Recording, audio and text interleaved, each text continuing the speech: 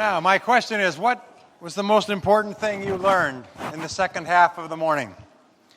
What one action idea did you come up with? Remember, we don't want to say tomorrow, boy, we sure went to a good seminar. We want to say tomorrow, this is what I am going to do specifically as a result of this seminar. So what one thing are you going to do specifically as a result of this seminar? Please write it down in the action commitment for the last session.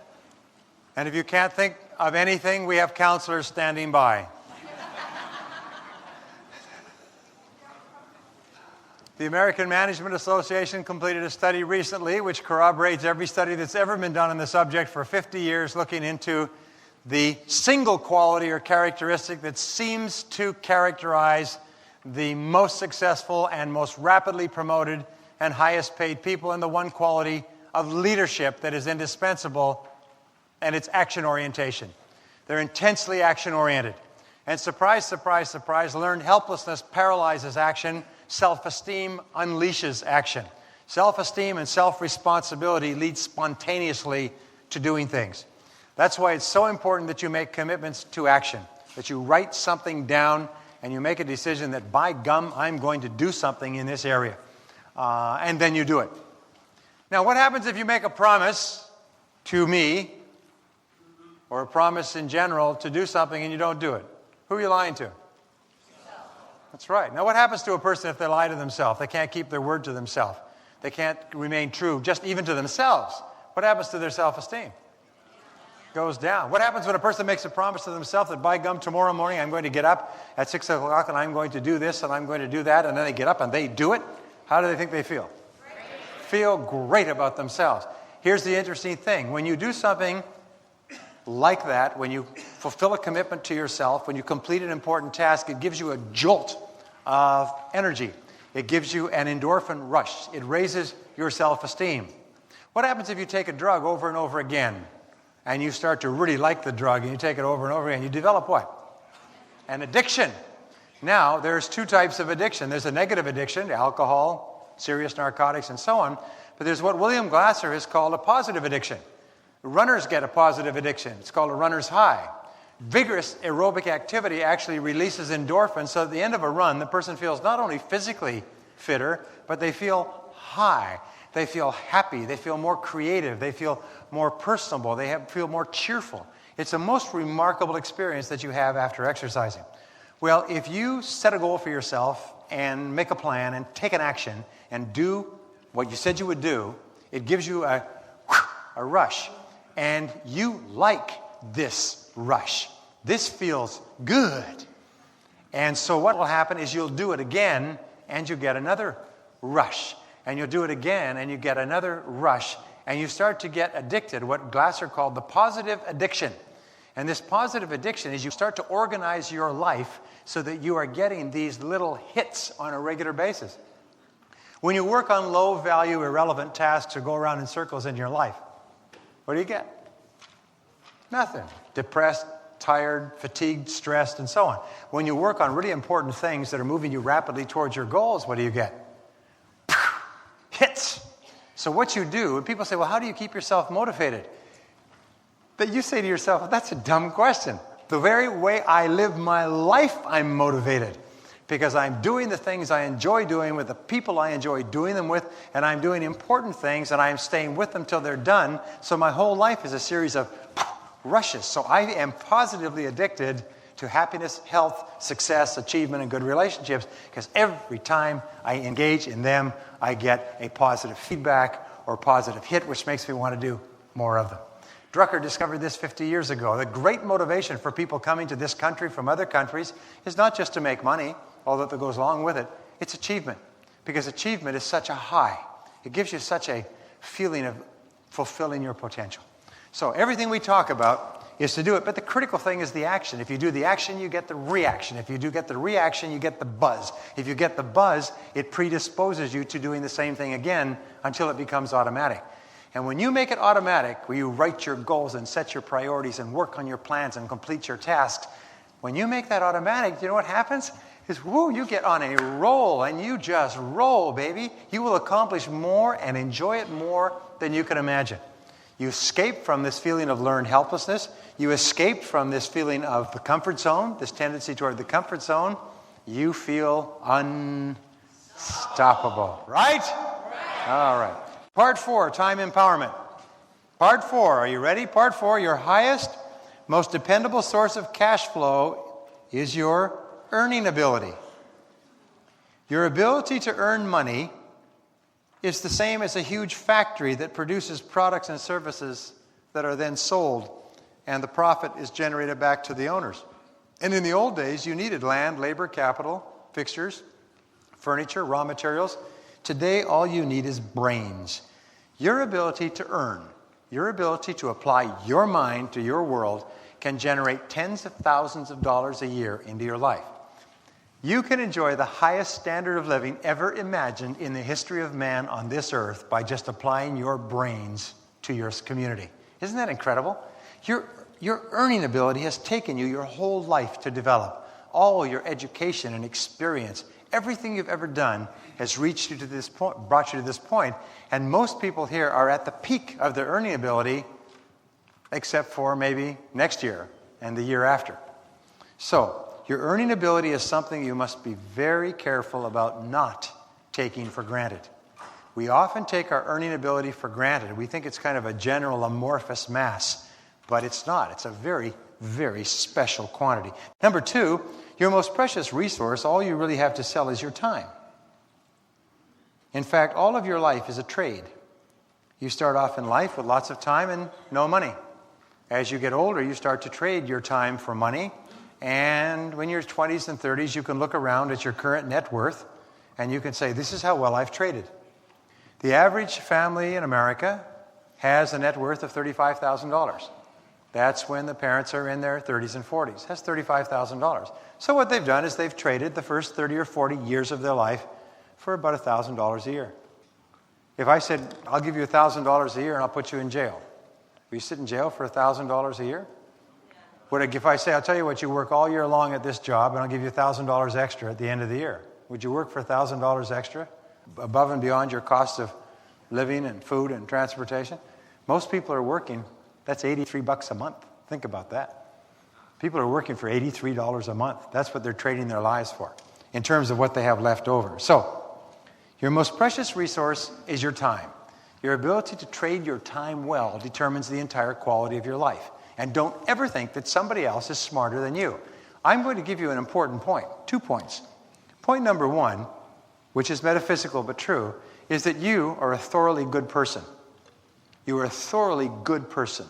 Right down deep inside of your heart, you are a very, very good, kind, compassionate, generous, outstanding, excellent human being. Now that is a fact. If you have problems with the fact, it does not contradict the fact. That's the fact. The second part is that you're as good as anyone else. And the reverse of that is no one's better than you. And you must never think and never question that you are not a thoroughly good person. And you must never think that anyone is better than you. Some people may be ahead of you on some of the roads of life, but that's just because they made better choices and decisions than you. And maybe even they had better breaks than you. But no one is better than you. Bill Gates, who's worth $25 billion, is not better than you. Warren Buffett, who's worth, $20 billion, not better than you. Nobody's better than you. They're different, but no one's better. Don't ever think that people are doing better than you because they are better than you. Those are 2 separate categories. Doing better is over here. If a person does neurosurgery, does that mean that person is better than you? Or are they just better at neurosurgery? But they're not better than you. In terms of your quality as a person, because the person does neurosurgery means they're simply better at neurosurgery. But nobody's better than you. Okay. Number 3 is the best investment of your time and money. What is the best investment of your time and money? It's to increase your earning ability. It's to increase your earning ability. Sometimes we talk about saving time. Can you save time? No. All you can do is reallocate time. Time can only be spent. It cannot be saved. It can only be spent differently than you're spending it today, but it can't be saved because it passes in an inexorable fashion. As someone once said, time is God's way of making sure everything doesn't happen at once. Here's the important point, though. We talk about time-saving devices and time-saving ideas, and I teach time management all the time. So we say, well, you save a few minutes here and a few minutes there and 2 extra hours per day, all of which is eminently achievable. But what are the great wastes of time? What are the really great wastes of time? Well, I'll tell you what the greatest... Television is a great waste of time on a day-to-day basis. I'll tell you the greatest waste of time. Number one, staying in a job that has no future for you and working at it for years. And there are many people who work at jobs for years when they burned out on the job years ago. There is no future in that job. They'll never be happy. They'll never be successful. They'll never be promoted. And they'll waste a decade or 2 decades in it. Number two is staying in a bad relationship where there's no future. No greater waste of time than staying year after year after year in a relationship that has no future. And many people do that. We've all done it because of a lot of reasons. We're afraid of failure. We're afraid of rejection, afraid of criticism, afraid of being alone, afraid of this and so on. And sooner or later, by the way, with the inevitability of life, we will find ourselves adrift. We will be out of the job or out of the relationship. And then we'll look back and say, oh my God, look at all the years I spent there when I could have walked away a long time ago. I'll tell you what the third great waste of time is. The third great waste of time is to make $25,000 a year for many, many years when you could be making 100 or 150 or 200 because you had not brought your earning ability up to that level. When the person to the left of you and the person to the right of you had done it, when the bookstores and the tape stores are full of instructions on how to do it and you didn't, that's really dumb. I mean, that's super stupid. I mean, that's beyond anybody in this room. I mean, it's people who didn't come. Number 4 is become an expert in time management. Remember we talked about relationships? Time is the same thing. Imagine, I used to think that here was me, and here was time, and time management was sort of like a planet that went around me as the sun. And every so often I thought more of it, and I thought less of it. I read a book, I read an article, bought a time planner, used it a couple of weeks, chucked it aside, like you did. And then I realized that, wait a minute, time actually equals life. That we're not talking about time management, we're talking about life management. And that it behooves us not just to learn a few things on time management, but to become absolutely excellent at time management. Very good at time management. Because if you're very good at time management, it means you're very good at running your life. The most precious thing you have in the whole world. And the wonderful thing is this, excellence at time management frees up and makes possible so many other things in your life. But if you're poor at time management, your whole life is catch-up ball. It's all scramble. So therefore, make a decision, and I'll pass on a little piece of advice to you that's been helpful to me. Many people have what we call the quick fix mentality. I have a problem, therefore I want a quick fix. I want a quick book, quick tape. I want one idea, and they'll solve all my problems. It'll take me my whole life to develop. If I were to say to you, well, you're 30 pounds overweight, I've got a technique that'll help you lose that weight in 1 minute. Or how about lose that weight in 1 week or 1 hour or one book or one pamphlet or one technique? I get stuff all the time from people selling this snake oil that here's the fast, sneaky, different, new, unique way to accomplish extraordinary things. Don't be sucked in. Don't be an idiot. It takes you your whole life to get to this point. It takes you a little bit longer to get somewhere. So what I do when I decide to develop a skill, and I always have skills going on, is I start what is called a do-it-to-yourself project. Is I will say, okay, time management, I'm going to make 1997 the year of time management. And I'm going to start off and I'm going to make a plan, that's my goal, and I'm going to pick a series of books and courses and tapes, and I am going to work all this year to become an expert in time management. I'm not going to try to do it instantly overnight in a week. I'm going to give myself a year, but I'm going to start on it immediately. I'm not going to procrastinate on the start, because if you procrastinate on the start, you can usually end up procrastinating on the whole year. And what you do is you just say, okay, and you give yourself a year. So I have 1-year projects. Person says, I want to be really good in selling. What's the one thing I need to know? No, what you need to do is you need to read 5 to 10 books. A book a month will do. A book a week is better. You need to listen to the best audio programs. You need to take notes. You need to imagine that soon you will be writing your own book and teaching your own course. And you need to take everything that you think is worthwhile, and you need to go out every day and practice it over and over again, 5, 10, 50, 100,000 times. At the end of a year, if you'll do this, Don't try to do it in a week or a month. At the end of a year, you will be 2 to 3 times further ahead of where you are today. You'll double or triple your income. And there's absolutely no doubt about that. I've given this advice to countless people. If you give yourself a year, don't try to change your whole world. Be patient. Patience, Henry Ford once said that the keys to business are patience and foresight, business success, and a man or woman who lacks patience is not cut out for success in business. It takes time. So say, okay, this is the year of time management.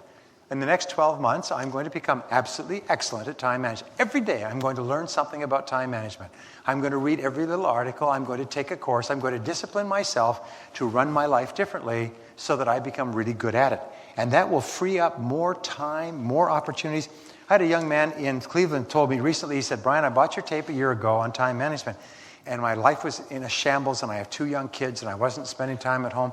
He said, this last year, he said, I tripled my income, I became the #1 rookie in the state of Pennsylvania, and I doubled the amount of time I spend with my family. He said, it's absolutely wonderful. I did not believe that by practicing these proven methodologies, I could triple my results in one area and double the amount of time I spent with my family simultaneously. And I'm more relaxed, and I'm enjoying it more than I did a year ago when my life was out of control. So just give yourself a try. Number 5 is the Pareto principle. The 80-20 rule applies to every aspect of selling. It applies to presentations, it applies to proposals, to telephone calls, and it says that 20% of what you do will account for 80% of your results. So therefore, you must always be concentrating on the 20% of your activities that have the potential to account for most of your results. I have worked with billion-dollar corporations, and I remember working with one of the richest men in the world, one of the stars in the Forbes 400. And after 2 or 3 days of work with him and a senior executive group, we looked at everything we talked about, and you know the conclusion that they all came to? That damn 80-20 rule, got the most application to us. This is a multinational, multi-billion-dollar, huge corporation, powerful people, and their conclusion was the 80-20 rule was that something that they'd gotten away from too often. They had to get back to that 80-20 rule. And it is so powerful. People say, I've heard it 1,000 times before. Yes. Whenever a person says, I've heard that before, my question is, yes, but do you do it every day? Well, no, I don't do it, but I've heard about it before. So therefore, always be asking, is what I'm doing right now in the top 20% of the things I could be doing? Number 6 is the job description of a salesperson, the purpose of a company. And since you're running your own companies, what is the purpose of a company? Increase and maintain customer base.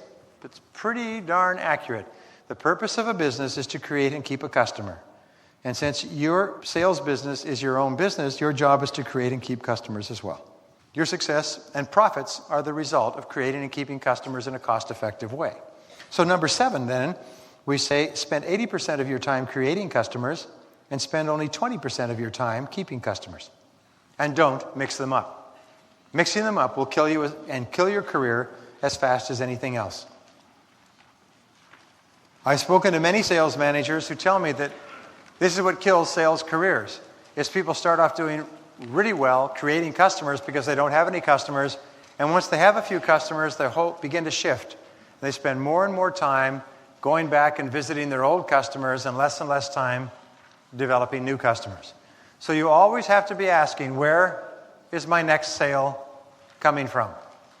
Where is my next sale coming from? And if what you're doing right now is not the answer to that question, stop doing it and start doing something that is the answer. Number 8 is the work of a salesperson consists of 3 activities. And they are prospect, present, and follow up.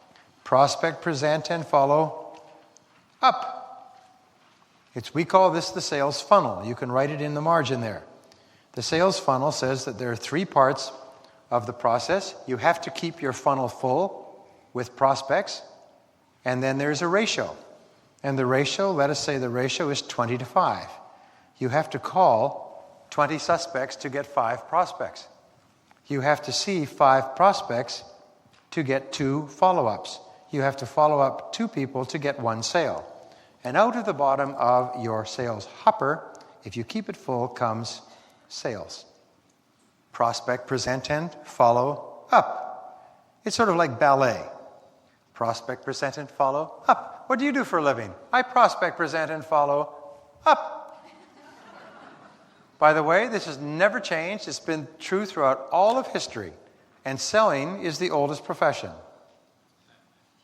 Some people think that something else is the oldest profession, but that's merely a subcategory of selling.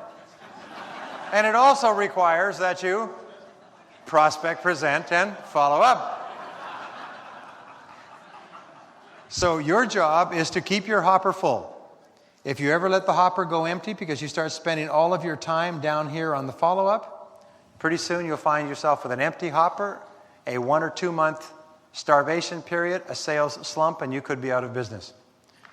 Biggest mistake we make is we spend all of our time on following up and not enough time on prospecting. So here's the rule. Spend 80% of your time prospecting and presenting. Spend only 20% of your time following up. And don't mix them up. Remember, follow-up is important. You must keep the plate spinning. But keep feeding new prospects into the hopper. Keep working on small, medium-sized, and large customers. Never become fixated on the one big customer that's going to come through and save you from the consequences of your own indolence and stupidity.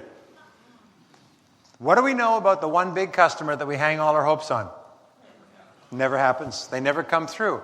It's a perverse law of selling that if you hang all of your hopes on the big customer, they never come through. Number 10 is the average salesperson in our society works only 20% of the time. According to Columbia University, they work about 1.5 hours per day. Here's a good question for you. And some people, by the way, that means half work less and half work more. I've had many sales managers say, Brian, if you find someone who works that much, I'll hire them because that's more than the average at my place. Now, here's the question. When are you working? If you're in sales, when are you working? When you're in front of someone. When you are prospecting, presenting, and following up. And the key measure is face time. How many hours a day do you spend in face time? I will give you a very simple theory. I call it my minutes theory. This will enable you to double your income. It'll pay for the course. Okay? Would you like my minutes theory? Say yes. No extra cost. The minutes theory says that you are earning all that you're earning today with the number of minutes that you spend today face-to-face with people in the course of a week. Right? I mean, that's what determines your income, the number of minutes you spend face-to-face with people who can and will buy. Right? So, if you increase the number of minutes, what must you inevitably do? Increase your sales. So, if the average person is spending about 90 minutes, an hour and a half, face time per day, and you can double yours to 180 minutes or 3 hours face time per day, what must happen to your income? It must double. If you do not change a single thing about your skills, ability, time management, personality, dress, hold constant for everything but increasing the number of minutes, your income must double. It'll do more than that, by the way, because the more you sell, the more you will sell. The more confident and positive and optimistic you'll be, the more energy and enthusiasm you'll have, the higher will be your self-esteem, the easier you will sell to more people in a shorter period of time. But if you just made a game of increasing the number of minutes that you spend face-to-face with customers, try to increase it by 10% per week. Let's say this week from 90 goes to 99 minutes, and from 99 minutes goes to 110, and so on. In 8 weeks, you can be up to double. You plan every minute of every day. You start a little bit earlier and you work a little bit harder and you stay a little later. You rearrange and plan your geography. You put your customers and cluster them together and so on so that you're spending less time traveling and downtime, more time face-to-face. A friend of mine named Frank Pasetta wrote a best-selling book called Don't Fire Them, Fire Them Up about how he took the lowest grossing office of Xerox and made it the #1 in the world. And he had a very simple thing. He said, during the day, every single salesperson will be out with customers. No one will be allowed in the office during the day. If you have paperwork to do, you will do it before 8 in the morning and after 6 at night. During work time, I don't want anybody in this office. If you're in the office more than 3 times, I'll fire you. They said, well, that's not very nice. He had 32 salespeople working for him. 10 left. We don't have to take this. They walked out. The other 22 made it the best grossing office in Xerox in the world. And their sales all doubled and tripled. He said, most remarkable thing, if you spend more time face-to-face with people, you end up selling more stuff. Golly, that's really deep. We need a retreat on that one. We need to get some tom-toms and some fires and go and gaze at our navels. Is this simple? The great truths are simple. Spend more time face-to-face with prospects and you'll sell more. Number 11 is you require clear income and sales goals. You require clear income and sales goals in order to be a top performer, in order to use your time well. Broken down by year, month, day, and hour. So let's say we take our annual income goal. Let's say your annual income goal is $50,000. Well, for some people that would be an increase, for some that's a decrease, but let's use it as an example. And let's say your average sales, you get 5% on sales overall. Everybody, by the way, is on commission. Whether or not it's clearly defined, every single company pays people based on a specific percentage of sales volume. Whether it's bonuses and salaries and draws and everything else, it's still commission. So let's say that in order to make $50,000, you have to sell $1 million per year. Well, now you have your figures. Okay, but let's make it real simple. Let's take $50,000. Let's divide it by the number of work days in a year, 250. That works out to about $200 a day. Let's divide it by the number of hours, 8, that you say you work. And it works out to 25. So now you have your hourly rate.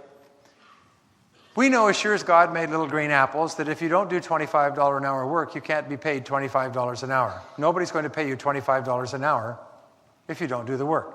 And we also know that you earn your annual salary an hour at a time. That's honesty. It is dishonesty to think that you can do zero or no value work and somehow end up getting paid $25 an hour for it. That's a con. And you don't want to get into that because it's very bad for your soul. And besides, you're not in politics. So now what do? Is we refuse to do anything that doesn't pay $25 an hour.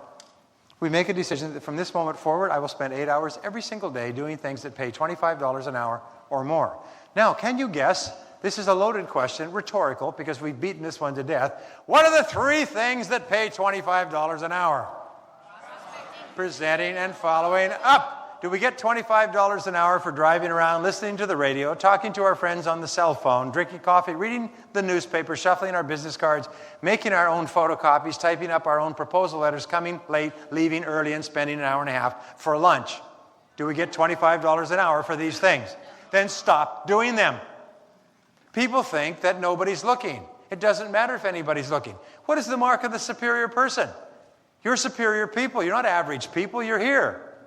Superior people act as though everyone is looking, even when no one is looking.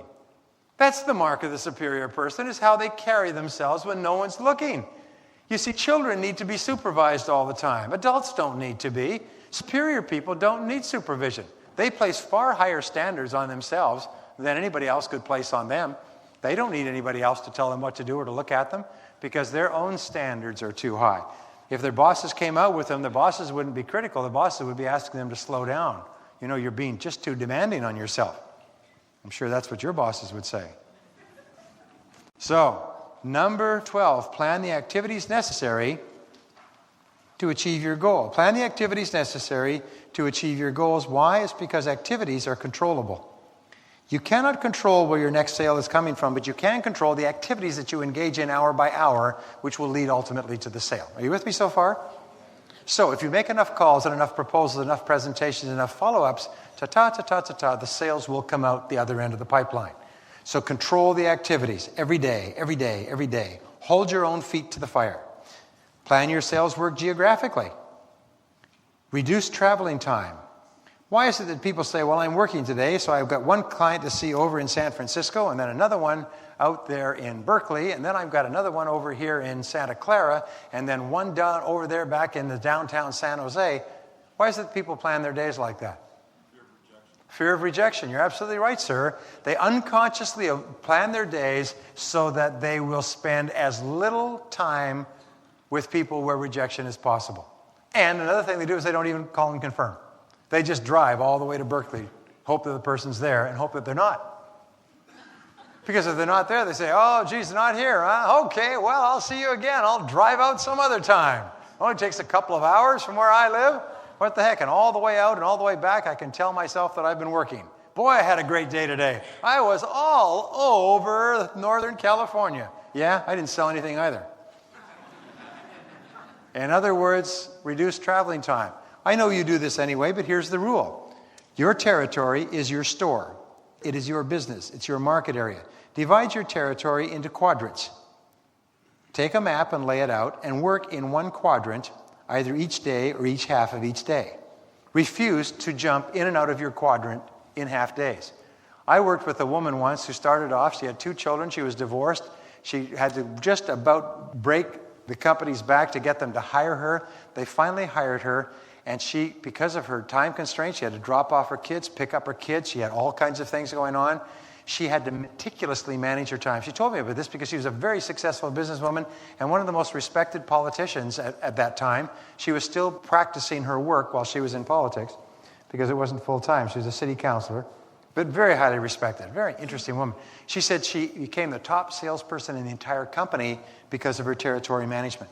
She said she would never allow anybody to get her to move out of her territory. So she would cluster all of her calls within a small time period or small geographical area so that she would be moving all the time back and forth from one to the other, maximum face time. She said that made her the top in the country. Just her discipline in organizing her territory.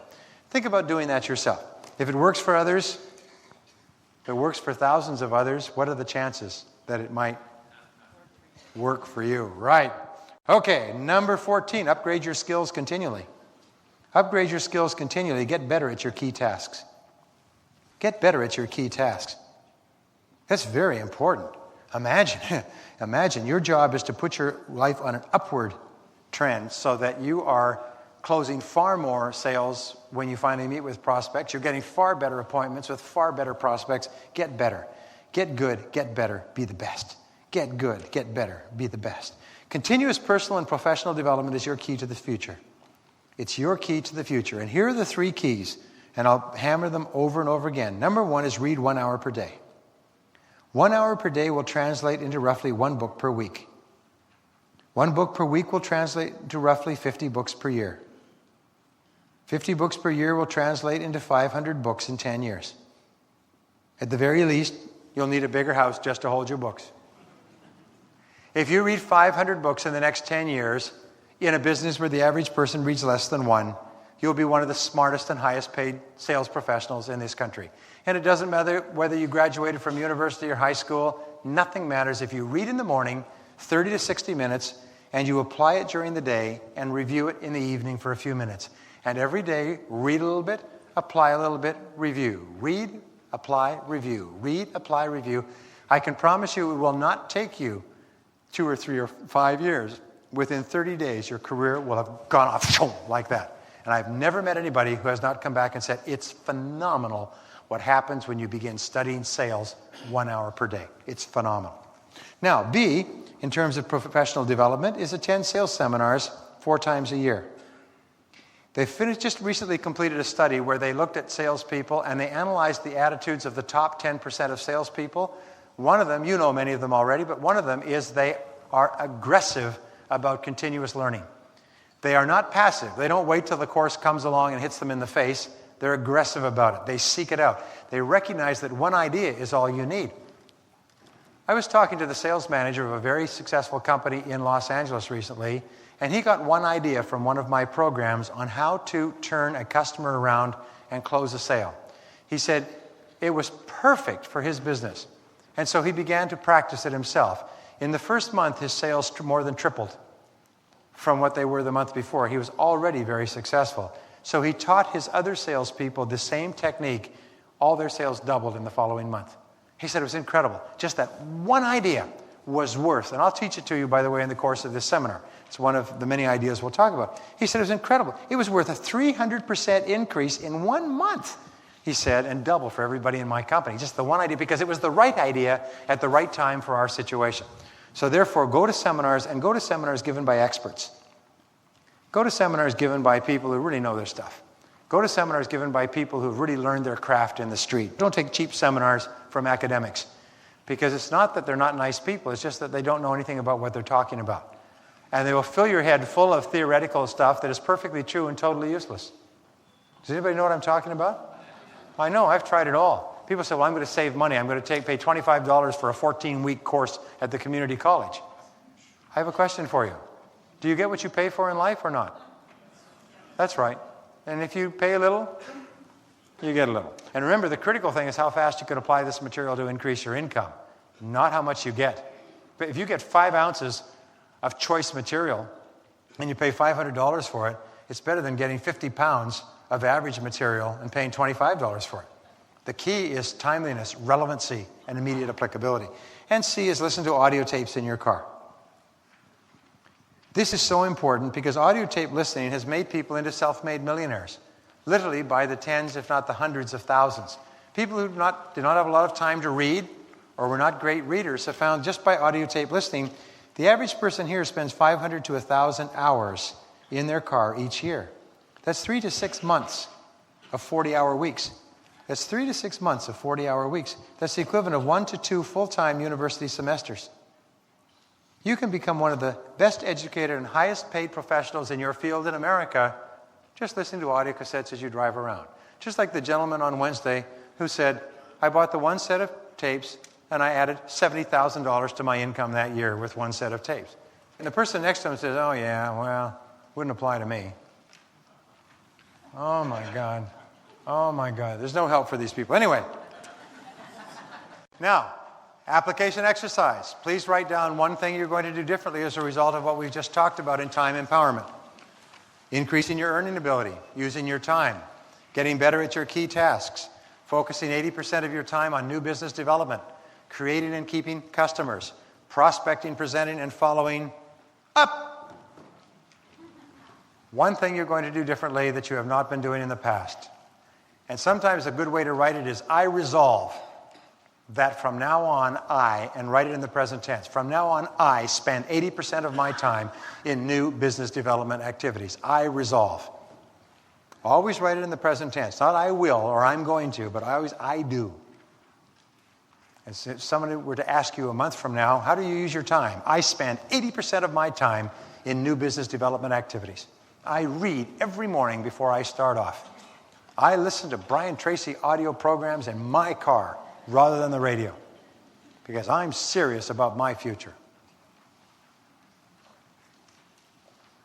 All right, please stop and turn to your friend and tell your friend the one thing you're going to do differently. Put yourself on the line. Lay yourself out there.